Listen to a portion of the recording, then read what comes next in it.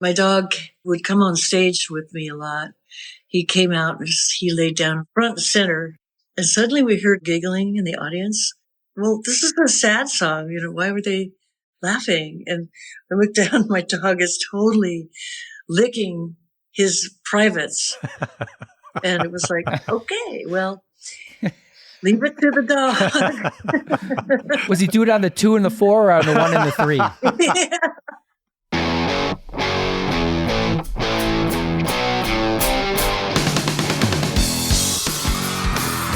Hello, Cleveland! Turn your speakers up to 11 because it's time for Too Much Effing Perspective, the podcast that asks musicians and entertainers to relive their most Spinal Tap moments when nothing goes right and everything gets kind of weird. I'm your host, Alan Keller, a comedy writer in LA and lead singer of the least heralded Chicago band, the Falling Wallendas. And I'm your co-host, Alex Hoffman, former tour manager for Radiohead and lead singer of the least heralded Milwaukee band, the Vainglorious. Our guest today is our first Rock and Roll Hall of Famer, Nancy Wilson from Heart. Nancy shares how 80s music was ruined by overthinking and too much cocaine. How their hit song Barracuda was inspired by a record company's slime ball, and why dating your bandmates is not the best idea. So, without further ado, let's go to the TMEP show! It really puts perspective on things, though, doesn't it? Not too much. It's too much yeah, effing perspective now.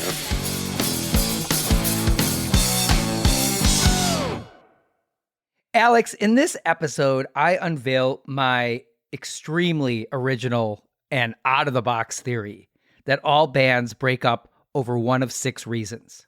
Okay, give us a preview. Okay, number 1, personality clashes like the one between Eddie Van Halen and David Lee Roth.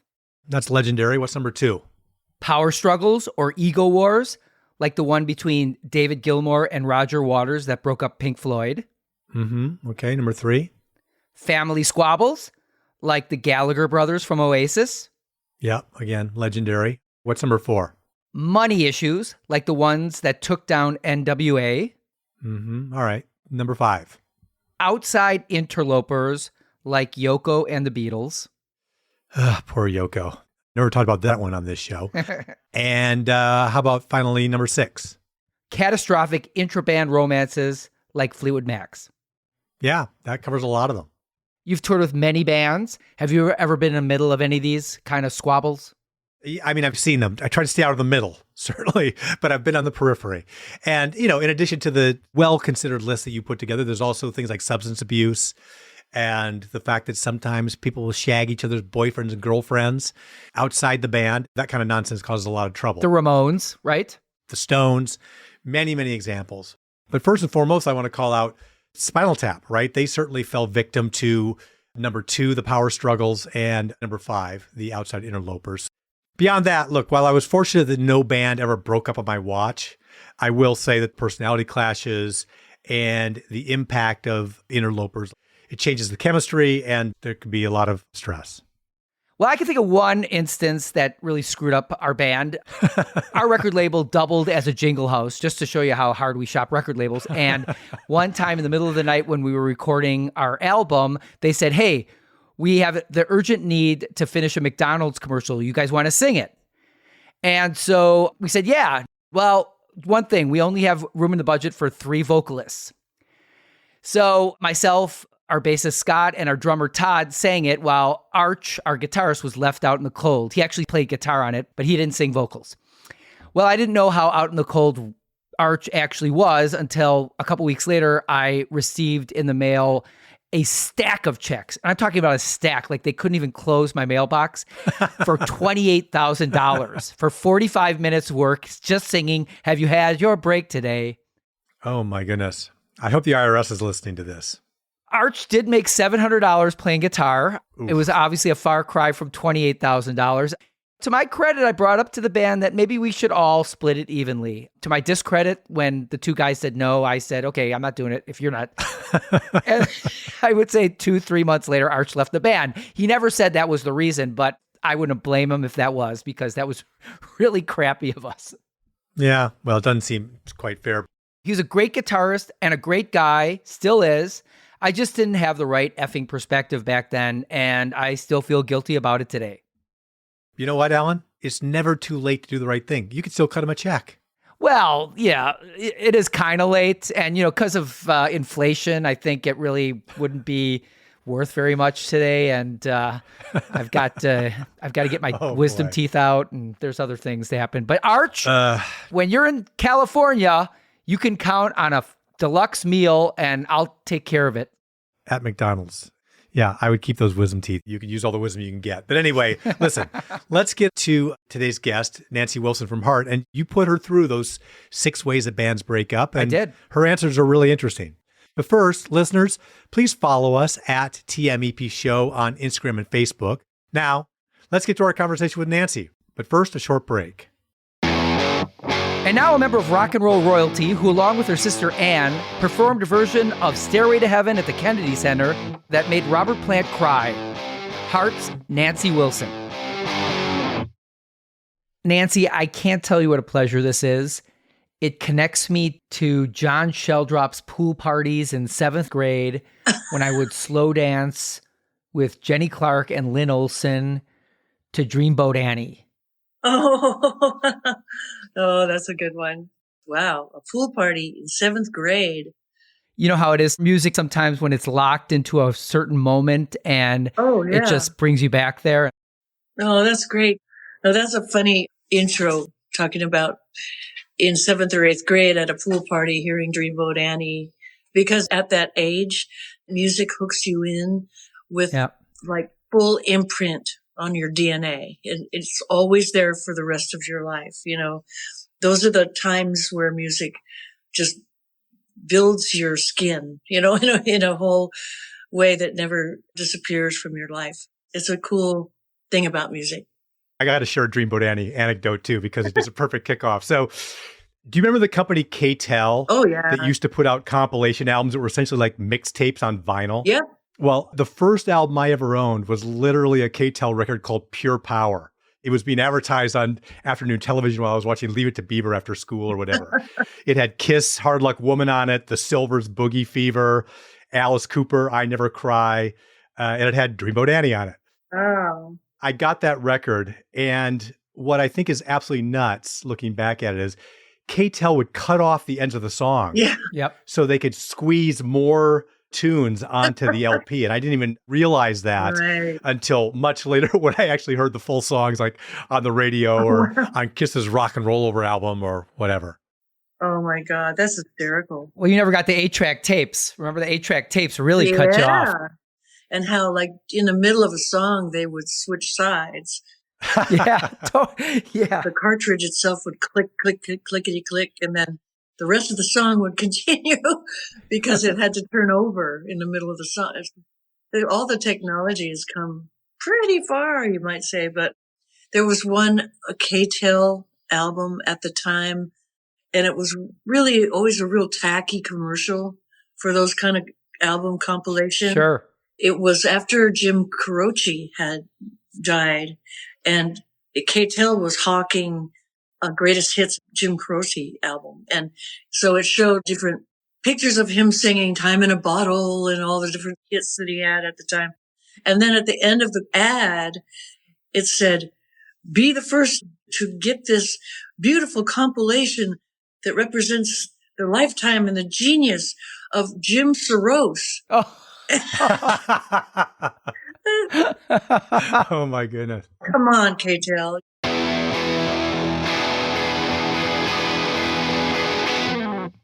You're the first guest of ours that was a star that preceded the Spinal Tap movie. And so I think it's a different perspective that you have of it. And I'm wondering, like, when you saw the movie for the first time, can you remember if you were like, oh yeah, that's when this happened to us and that's when this happened to us? Do you remember? Totally remember. I mean, we had been on a less than successful tour. So we were in a trough point in our career. There was a few ups and a few downs along the way, like every roller coaster career has. And so we were in a trough at the time and had come back from an album called Passion Works.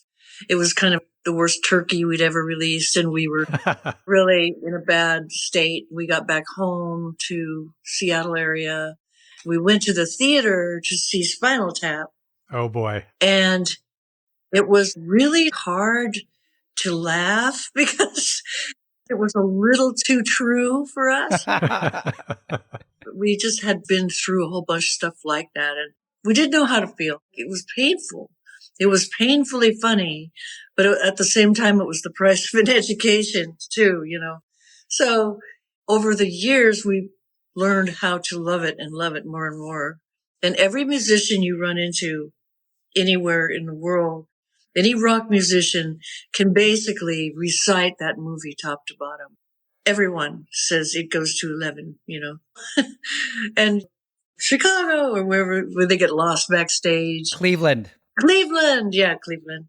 Every scene is classic, and everyone's been through those classic moments where the road manager gets it wrong and there's one room for 5 people instead of 5 rooms for each person. All that stuff. It all happened. Wow, I didn't realize Hart's career mirrored Spinal Tap so closely, and really at the very same time. Right Was there. it comforting to see their song Sex Farm become a hit in Japan? Did that inspire Hart's renaissance soon after? Well, it was funny, but sadly funny because we didn't know we were going to have a renaissance ourselves at the time. Then we did, which was lucky for us. But, putting on the costumes and all that stuff really helped. Because the 80s was a whole different animal. It left the mind-expanded era of the 60s and 70s, and it went into the ego-driven cocaine era.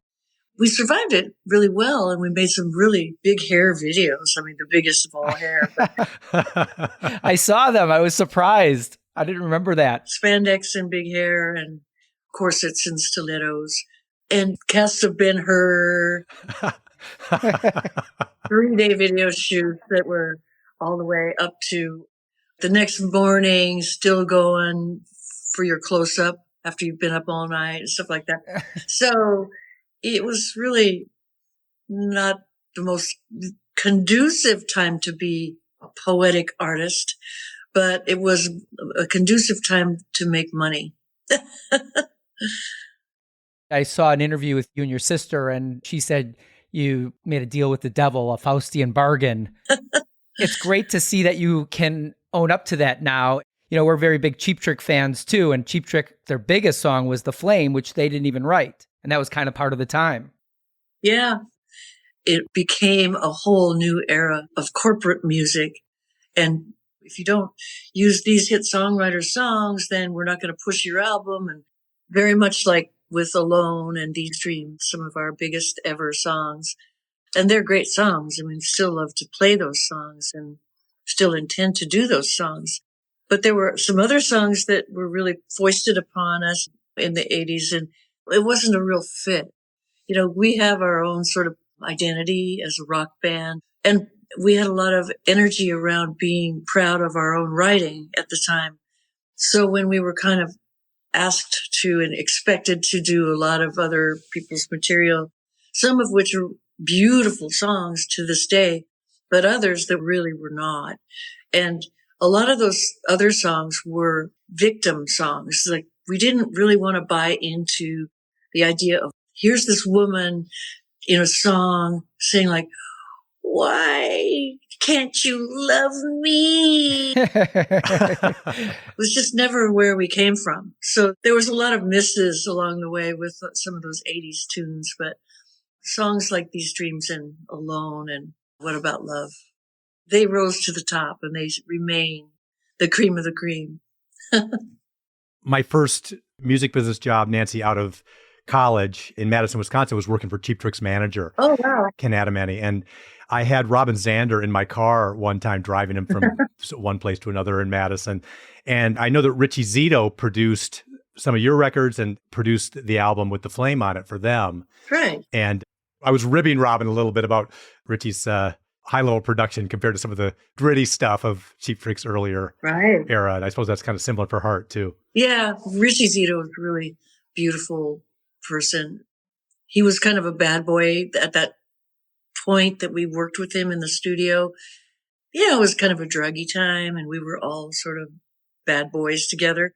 But when the album didn't really go anywhere, it was, I think, largely because of that. The partying was more important than the music at the time for a minute there. But with the Cheap Trick, Xander and Rick and those guys, they're the best people you'd ever want to meet. And we've toured with those guys so many times over, come hell and high water throughout the years. And they're just as fresh today. And Rick Nielsen's son, Dax, is on drums in Cheap Trick now. And Robin plays more guitar now. And they've always had the ethic of a great rock band, one of the greatest rock bands ever. And they tour nonstop, and they've managed to just continue to follow their bliss in a rock world. So I just have so much admiration and respect for Cheap Trick, and I always will. But going back to the production of the 1980s, it ruined a lot of good music, and I think Cheap Trick is the prime example. Those albums like One on One and Standing on the Edge are full of great songs, but they seem dated today. Right. The gated snares and all the triggering and all of the layering and all of the digital things started to come in the sound of keyboards as well. And the thing with Cheap Trick in the 70s that was so brilliant was how Beatles they sounded.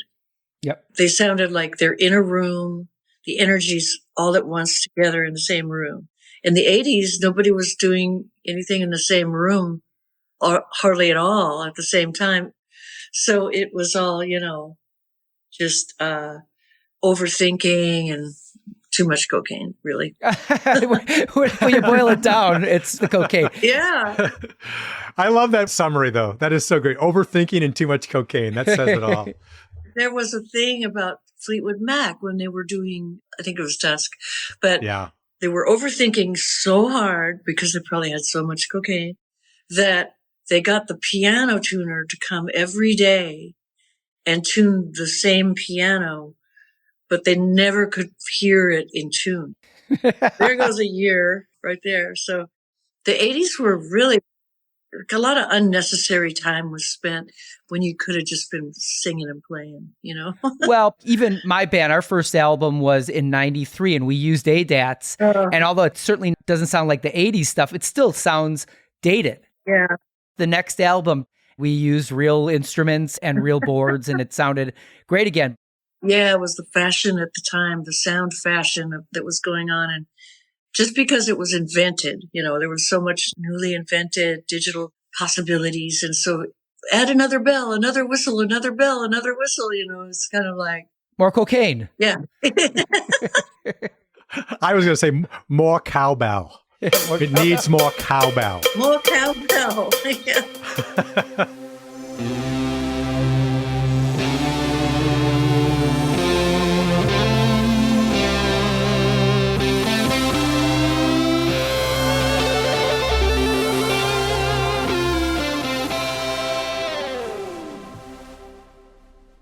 Before we started the conversation, Nancy, Alan and I were sort of kicking ideas back and forth, and we both noticed that Heart had kind of a reverse Spinal Tap moment when it came to the release of a particular record. Now, of course, in Spinal Tap's case, Polymer Records refused to release Smell the Glove because of it having offensive album art, right? Right. Heart had what seemed like the exact opposite experience where you had a record company actually release an album, I think it was Magazine, without your permission and with several of the songs like only partially finished. Right. Is that true? And what can you tell us about that? Yeah, that is true. We were on a roll with the record company and they wanted us to put something out immediately. And we wanted to make a different album called Magazine that was like a gatefold with a magazine in it, with pictures and stories, with double album, concept album. And they didn't want it to do that because it was going to be spendy, for one thing. And they just wanted to haphazardly release an album with tracks that we were still in process of recording, unfinished. We took them to court because they tried to put other players, not in Heart, on the songs to finish the Heart songs in a studio. And we were like, no, no, no, no, no, that will not do. And so we took them to court. And eventually what happened was the settlement became, they had the rights to release a couple of live recordings that we'd done in clubs. Like I've Got the Music in Me and like maybe A Stairway to Heaven, maybe in there, or That's the Bootleg or something, I forget. But it was kind of like half bootleg, half album that we got a chance to finish recording the songs, but we had a week to do it. So we went to the studio and finished the few original songs we had been working on ourselves in a studio. It was like the finals week. We had 1 week to finish all the songs. So we were sleeping under the board. We were putting our parts down, doing our overdub, singing the songs and sleeping at the studio until it was as much finished as we could finish and turned it in by a certain date. And it was just such a big scramble to get screwed over by a record company.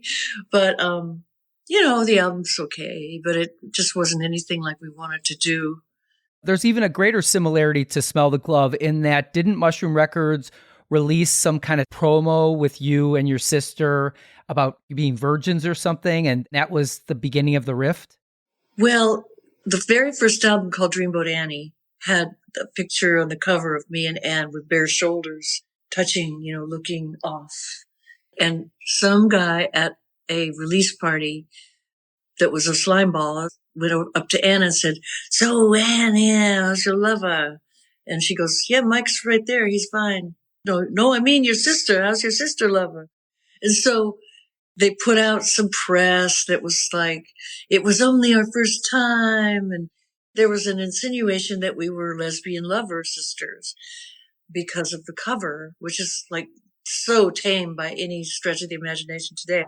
So we were insulted because we were not lesbian lovers. We were just musicians with high ideals, and we had a lot of artistic integrity to protect. And so we decided to leave the company. So after that was when all of this other stuff with magazine kind of rolled out from there. So they could have stopped us from releasing the second album, like Bruce Springsteen was in a similar situation at the time. Right. But we reached a settlement and we got a chance to finish our own music. So those were kind of the Wild West days of record companies, And you wrote Barracuda because of that, right? About that. Yeah. Exactly.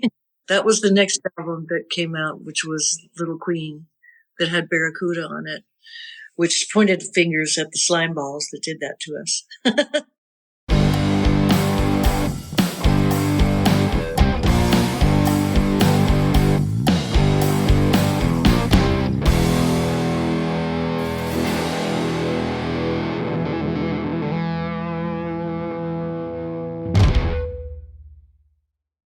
We talk a lot about band dynamics here, and it seemed like Heart went through everything. And I want to bring up the various ways bands dissolve. And you tell me if this is relevant to Heart. All right, so the first one, romances within a band, like Fleetwood Mac had that problem, ABBA. What was Heart's experience with romances within the band and how it affected you guys? Very much a problem, yes. That was one of the biggies, yeah.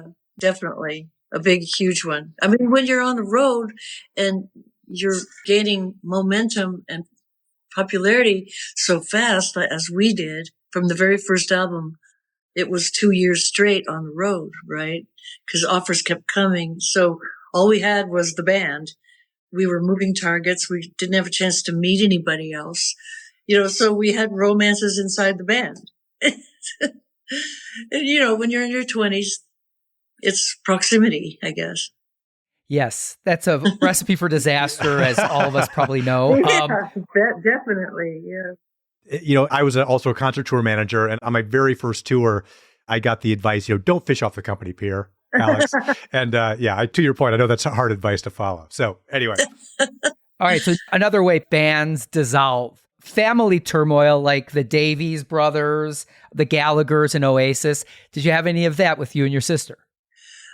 Later there was a little bit of that. Not ever in the first, 4 decades, yeah. But a little bit later, the guy she married caused a big stir inside our family. And so, yeah, it's old news now. But that sort of put the brakes on things for quite a while, actually. Yeah. Okay, well, in Spinal Tap, Nigel says, we're closer than brothers. Brothers always fight. I'll give you my bad British accent for the last end. We really have a relationship. Oh, God, it's even worse than I thought. I'm not going to try. We That really is quite have. bad, actually. Yeah, it's really bad. I don't even know what that is, Hungarian. We really have a relationship that's way, way past that. And then, of course, they fall apart. There must be something to siblings having problems. The Everly brothers had problems. Barry and Robin Gibb always had problems. But you're saying you guys were kind of a solid team until later on. Yeah. One reason is that we're girls, we're sisters, we're not brothers. So our sex dictates that we're more nurturing for other women and for each other, for men too. We were always military brats that had a real strong work ethic. We struck out to do this big rock band together and be the front people and make it loud, make it strong, and don't take no, and don't allow ourselves to be imaged in such a way that we were victims or little mamby-pamby girls. So we took control of it, and we stuck up for each other in those situations where we needed to be leaders together, where people didn't expect us to be leaders at all, expected us to toe the line, and we did not. So we had a military sort of strategic ethic all the time with each other to get this done our way, to make it happen our way. Be like the Beatles instead of try to be a girlfriend to the Beatles. Be like Led Zeppelin instead of try to be a girlfriend of Robert Plant or Jimmy Page. Be that. Gender free. Be human rock examples of musicians who can competently go out and do it. So you've mentioned some other bands that had different circumstances that led to their either dissolution or at least troubles. You brought up the Beatles and Led Zeppelin. There are a lot of power struggles like Aerosmith and Guns N' Roses. What about power struggles within the band? Did Hart experience those? When you're in a leadership role, like me and Ann both, there's always decisions to be made about the direction it's going to go. How much touring do we really want to do? How much personal life do we want to have? What about starting a family? So if there was ever a headbutting moment with me and Ann, it was about stuff like that. It was about how many tours can we do without having a home life? How many years can we just tour and never have a chance to start a family? And so those were the things that, as we went along, had to be figured out. And so the power trips around that, like I was on a power trip to be able to start my family. So what I had to do was tell Ann, well, I'm going to take a sabbatical and I'll be back, but I'm going to go and try to start my family for a couple of years. And that was not easy for Ann. She had to go out as a different version of Heart with, Ann Wilson from Heart and go touring and talk about Spinal Tap. I mean, the stories I heard on those tours were all the way Spinal Tap, like stuck in the mud with a trailer and, babies in diapers on one bus and pretty bad horror stories. Oh, boy. That's all timing too, especially if you're at different stages in your life. That's tough. Well, the thing with Heart is Heart itself, it's an equation. Ann plus Nancy equals Heart, right? So there's no other real version of Heart. We've tried a few things and it's fun to do, but there's not a real Heart without the two of us on stage together. So, Okay, I want to finish my list of why bands dissolve and how Heart fits in with that, because you basically have a tentacle in almost every category. Another one is just flat out personality clashes, like the Police. Stuart Copeland and Sting didn't mix well. And in The Who, Daltrey is a very different guy from Townsend. Right. What about that in Heart? Not so much in Heart. I mean, early on, Roger Fisher was a crazy ass, crazy man. And even though I was his girlfriend for a while there, I just had a hard time seeing my way past, some of his personality stuff. Right. And he kind of did it to himself in a lot of ways. And so the personality there didn't work. And, he was let go. And that was part of the reason. But he was also not doing his musical homework very well and letting the party life take over his life. So, I guess you could say the personality thing just didn't really work out early on. Well, he actually had said that being let go of heart probably saved his life because Yeah. he was so crazy back then. Could be true. And hopefully it's helped him balance things out. Yeah. Okay, I came up with one more reason bands break up, and I want to see if this ever happened to Hart. Has an interloper, an outsider, ever come in to fuck things up like Yoko allegedly did with the Beatles and Janine in Spinal Tap? Of course, Janine. Well, I guess, Ann married a guy that really had a control issue thing going on about the band and how he thought the band should run. And it didn't jive with me or the band. So I think that's kind of gone away now, which is really great. But I think there was a lot of control freak stuff going on there and attention getting and all kinds of weird behavioral stuff. And it just wasn't comfortable to be in the band for a while there. And I think that's actually resolved itself now. And I'm excited about that. You did it. You fit every category. Just rack them up. You won rock and roll breakup bingo. Congratulations, Nancy.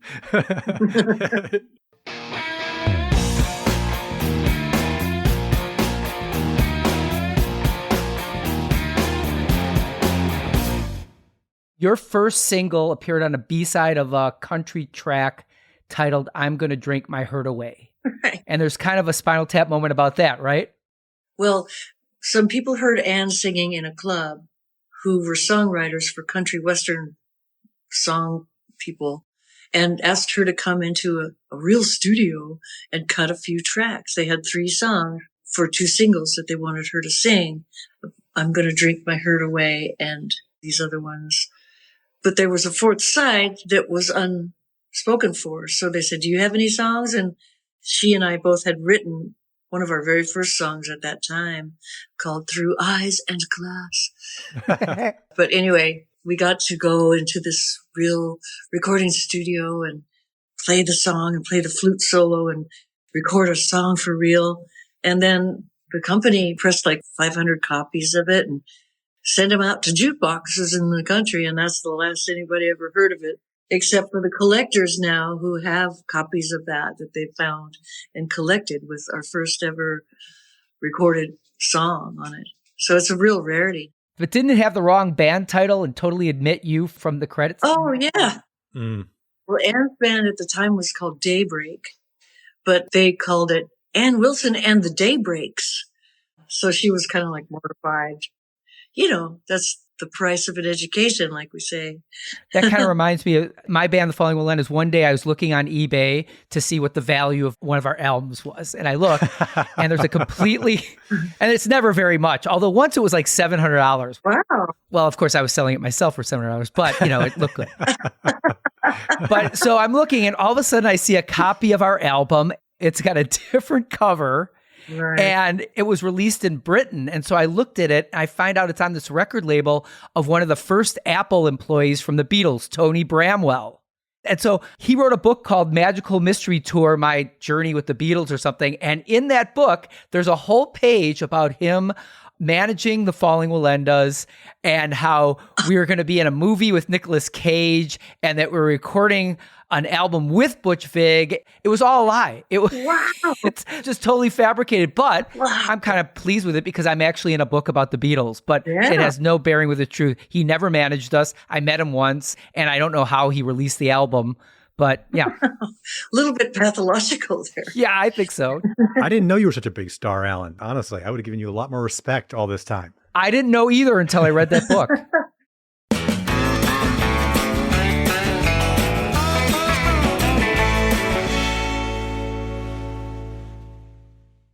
You, Nancy, are our first guest who's a Rock and Roll Hall of Fame inductee. And the class of 2013 is about as eclectic as the songs on that K-Tel record of mine. It was Rush, Albert King, Randy Newman, Donna Summer, Public Enemy, Quincy Jones, you guys, among others. Wow. First, you were inducted by fellow Seattleite, the late, great Chris Cornell from Soundgarden. Yeah. Right? And Jerry Cantrell from Alice in Chains and Mike McCready from Pearl Jam joined you and Ann on stage, along with some of your original band members, to play Barracuda. Right. Any Spinal Tap moments that you remember from that whole undertaking? Yeah, there was a whole reluctance to getting back with the original lineup, going on 4.5 decades later, because there was ill will and there were unfinished feelings about things that happened and how people were sort of let go from the band and things like that. So when we got the call that we were going to be inducted, we had to think it over really hard. A lot of people make a big fuss about not going out with their first lineup, and we didn't want to be those people. So we said, okay, we'll do it. But it's not going to be fun for us or easy because of all of the unfinished business. We showed up for this one rehearsal leading up to the event itself at a rehearsal space in LA, and it was so tense. You could cut the air with a knife, it was like, there was definitely a chill in the air. So me being a peacemaker, I kind of came in as like, hey, give everybody a hug, and try to break the ice. But not until I sort of told my husband, would you come along with me and be my gargoyle in this situation? Because I've got 2 ex-boyfriends in that room and I kind of need you there, It turned out fine. And we just watched it the other night. It was pretty great. It is pretty great. Then we did Crazy on You, I think, with the original lineup, and then Barracuda with at the time, the current lineup. There's been a lot of lineups in this band, but the cast of Ben-Hur has been in heart, I guess. Our first guest, Todd Suckerman, he left the Falling Melendas for Styx.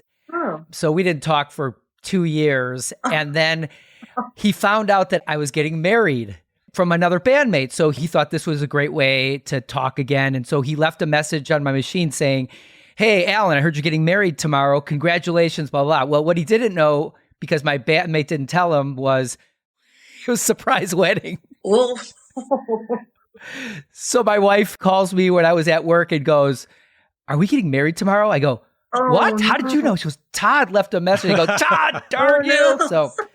So she heard him on the message machine at home? Yeah, she heard about it. Oh. So she had 24 hours to get ready, and it was still exciting. But at the same time, it would be a good idea for the bride to get ready for a wedding. Yeah. Right. Basically, the drummer for Styx proposed on Alan's behalf to his wife. That's true. That's true. I never looked at it that way. Wow. But that's why maybe it's best to keep former bandmates at arm's length. Yeah.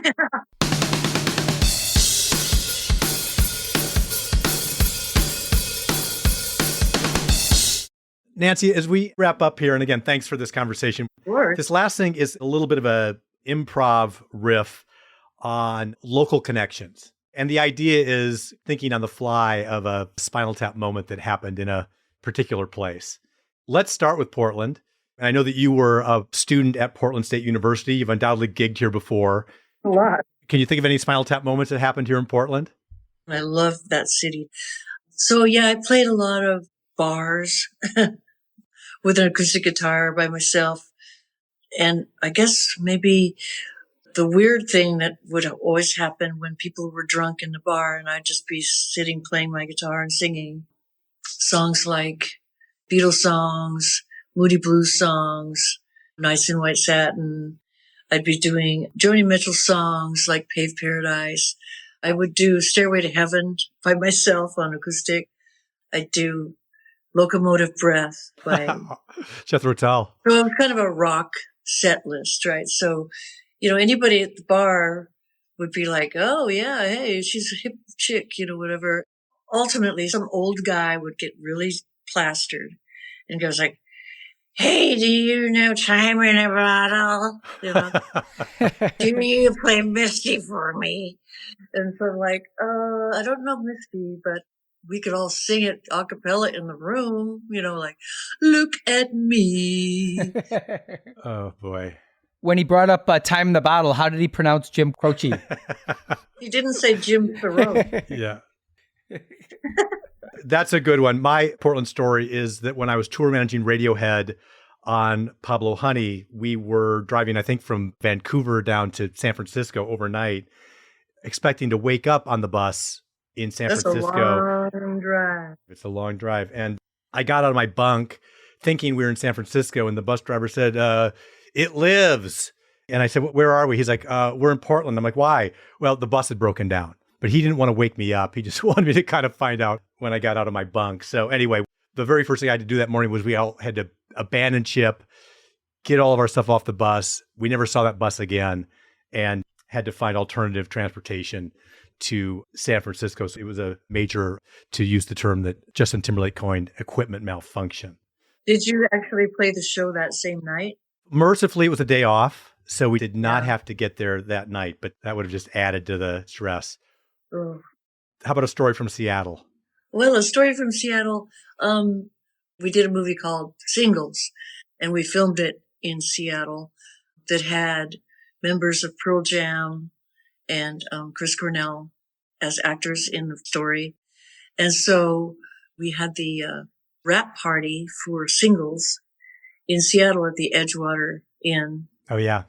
And it was the sceniest Seattle scene of all scenes. And it was like everybody from Mark Arm and Screaming Trees, and Tad was a band that was there, Alice in Chains, Soundgarden, Pearl Jam, all these guys.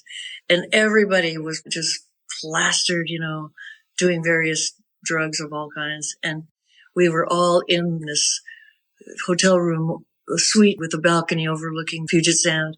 Nice. It was like, wow, it was like, woohoo, woohoo.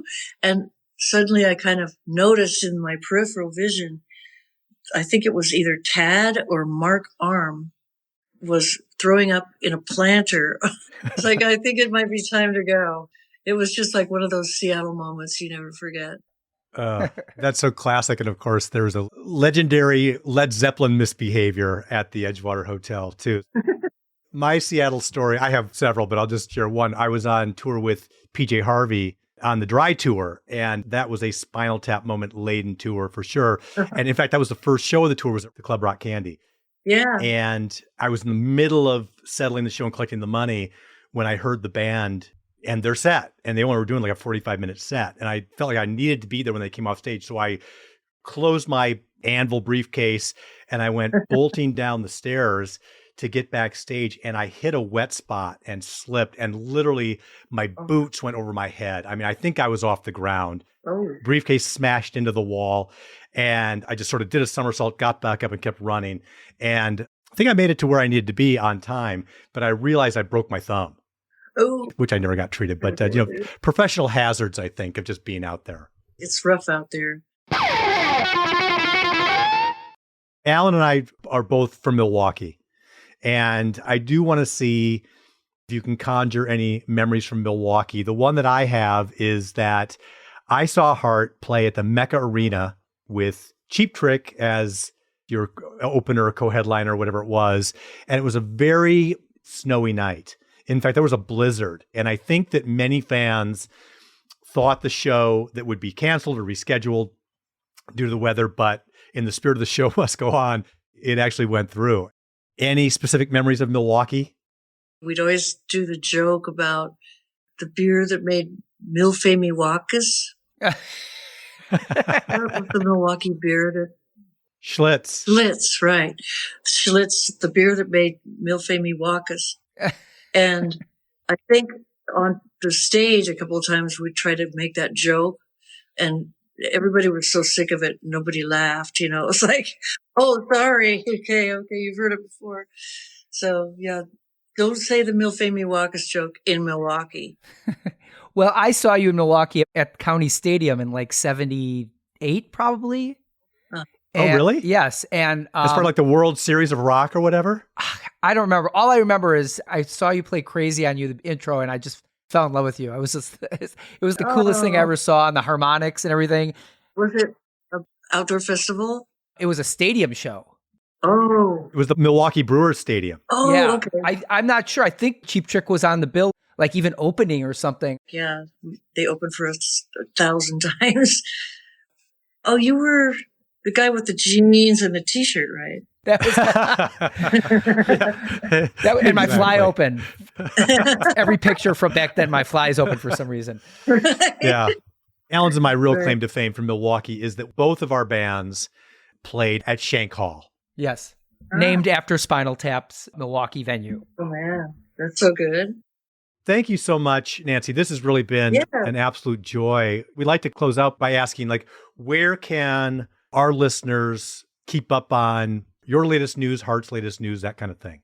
You can check in on my Instagram account, my Twitter, and see what's up, because there's a lot coming up in the next year or two that I'm very excited about, including Madison XOXO, my new artist and the new management company, Roadcase Management.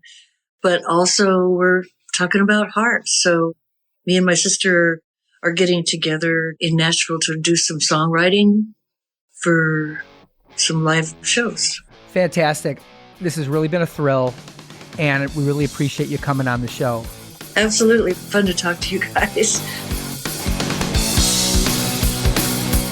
You know, it's a special kind of thrill to speak with a legend whose music in your life goes all the way back to your childhood soundtrack and isn't part of the cast of Sesame Street.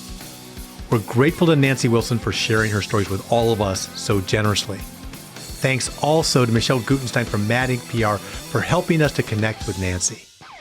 Too Much Effing Perspective is a Milwaukee Talkies original. Our editor is Gretchen Kilby. Our music composer is J.K. Harrison. Please follow us on Instagram and Facebook at TMEP Show. And you can send us comments and suggestions via DM on socials or email at hello@tmepshow.com. We'd love to hear from you. Although it would be as great as having armadillos in our trousers, this podcast is not affiliated with This Is Spinal Tap, and no person or entity connected with the film has sponsored or endorsed its content. This podcast is not affiliated, sponsored, or licensed by Authorized Spinal Tap LLC or Century of Progress Productions.